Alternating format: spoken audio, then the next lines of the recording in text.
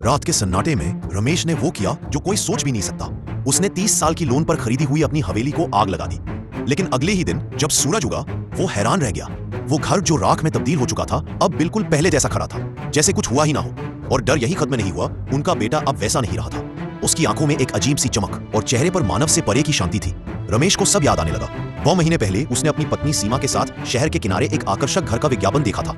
एक सेल्समैन चमकदार सूट पहने मुस्कुराता हुआ कह रहा था, पूरी तरह सुसज्जित विला, बस 20 लाख में, और फर्नीचर बिल्कुल फ्री। रमेश को लगा जैसे किस्मत मेहरबान हो गई हो। वे दोनों उसके साथ साइट पर पहुंचे और देखा पूरा इलाका अजीब तरह से एक जैसे घरों से भरा था, जैसे किसी फैक्ट्री में बनाए गए हों। और सबसे अजीब, वहां एक भी इंसान नहीं था। उन्होंने घर नंबर 9 में कदम रखा। सेल्समैन मुस्कुराते हुए बोला, यह सब आपका हो सकता है। लेकिन जैसे ही रमेश ने साइन करने के लिए कलम उठाई, वो आदमी गायब हो गया। घबराकर दोनों भागे, गाड़ी स्टार्ट की, पर कितनी भी दिशा में मोड़ो, हर रास्ता फिर से घर नंबर 9 पर ही लौट आता था। रात बीत गई, पेट्रोल खत्म हो गया, पर वे उस इलाके से निकल नहीं पाए। आखिरकार रमेश ने आग लगाकर सच्चाई बाहर लाने की ठानी। मगर सुबह होते ही घर फिर से नया बन गया, जैसे पिछली रात की आग सिर्फ सपना थी। उसी वक्त सड़क किनारे एक डिब्बा पड़ा मिला। अंदर एक नवजात बच्चा और एक चिट्ठी। इस बच्चे की परवरिश करो, आजादी पाओगे। मजबूरी में दोनों ने बच्चे को अपना लिया। सोचा शायद यही रास्ता हो बाहर निकलने का, पर केवल 98 दिन में वो बच्चा 10 साल का हो गया। इस जगह की अजीब समय गति ने उन्हें और उलझा दिया। रमेश ने उम्मीद नहीं छोड़ी। दिन रात मिट्टी खोदता रहा, सोचता था नीचे से बाहर जाने का रास्ता मिलेगा।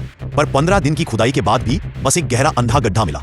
2 महीने बीत गए। बच्चा अब एक युवा लड़का बन चुका था और रमेश लगभग टूट चुका था। एक दिन उसने गड्ढे के तले किसी लाश जैसी चीज देखी, किसी इंसान की कड़ी लपेटी हुई लाश। डर से कांपते हुए वो बाहर निकला, पत्नी को बताने के लिए भागा, लेकिन वहीं सड़क पर बेहोश होकर गिर गया। सीमा भागकर आई, उसे सहारा देकर घर ले जाने लगी, पर घर का दरवाजा अंदर से बंद था। वो युवक यानी उनका बेटा अंदर से कुछ नहीं बोल रहा था। सुबह दरवाजा खुला, रमेश अब मरा हुआ पड़ा था, चेहरे पर वही डर जो आखिरी सांस में थम गया था। लड़का बिना किसी भाव के बोला, आप दोनों तो बस मेरी परवरिश के लिए चुने गए थे। फिर उसने उनके शवों को एक बोरे में भरा और उसी गड्ढे में फेंक दिया।